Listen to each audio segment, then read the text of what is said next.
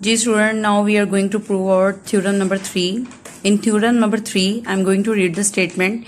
The right bisector of the sides of a triangle are concurrent. इस theorem में हमने ये प्रूव करना है कि आपके पास किसी भी कोई भी एक ट्राइंगल है ए बी सी और उसके राइट बाइसेक्टर है, यानी कि ए बी का एक राइट बाइसेक्टर है, इसी तरह से बी सी का भी एक राइट बाइसेक्टर है. ये आपके पास क्या है? कंकरेंट है. अब कंकरेंट का मतलब क्या होता है?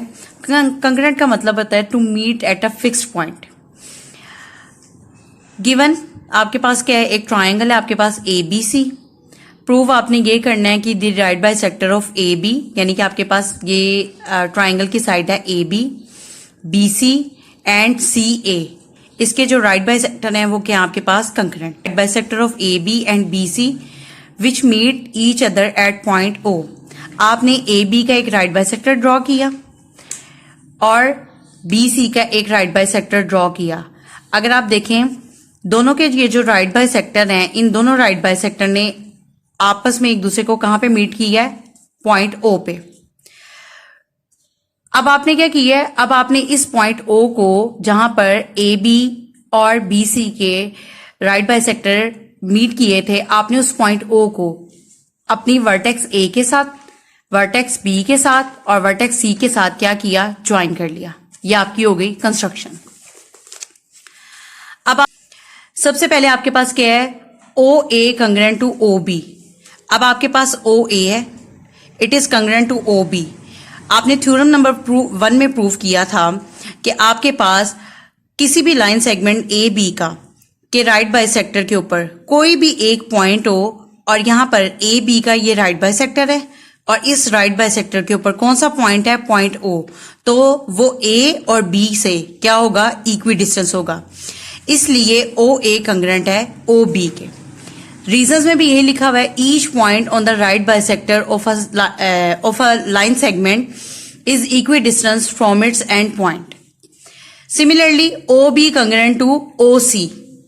इसी तरह से आपके पास बी सी का ये एक राइट बाइसेक्टर है और यहां पर एक पॉइंट ओ है. इसके राइट बाइसेक्टर के ऊपर कौन सा पॉइंट है? पॉइंट ओ है.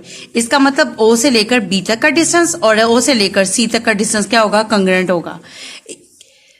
ये आपके पास सेकंड स्टेटमेंट आ गई. एज इन 1 कि any point is on the right bisector of a line segment is equidistance from its end point. So O B is congruent to O सी.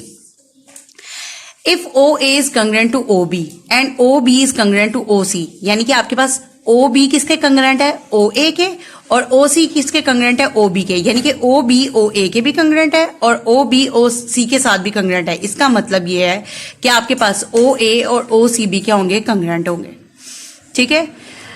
अब point O is on the right bisector of C A. इसका मतलब ये है कि आपके पास जो point ओ है ये सी ए के भी राइट बाइसेक्टर के ऊपर है, क्योंकि हमने ये यहां पर प्रूव कर दिया है कि ओ ए और ओ सी आपस में क्या है? कंग्रेंट है. इसका मतलब यह है कि ओ जो है ए सी के भी राइट बाइसेक्टर के ऊपर लाई करता है. But point O is on the right bisector of A B and B C. But ये तो हमें ऑलरेडी पता है कि जो पॉइंट ओ है वो ए बी के और बी सी के राइट बाइसेक्टर के ऊपर क्या करता है? लाई करता है. जहां पर ए बी और बी सी का जो राइट बाइसेक्टर मीट करते हैं that point is known as O. ये हमने क्या की थी? कंस्ट्रक्शन की थी. Hence, the right bisector of 3 sides of a triangle are concurrent at O. इसका ये प्रूव हो गया कि इसका मतलब ये है कि right bisector of A B, B C and C A, तीनों राइट बाइसेक्टर जो है वो कहां पर मीट कर रहे हैं? पॉइंट ओ पर. और ये क्या है? आपस में कंकरेंट है.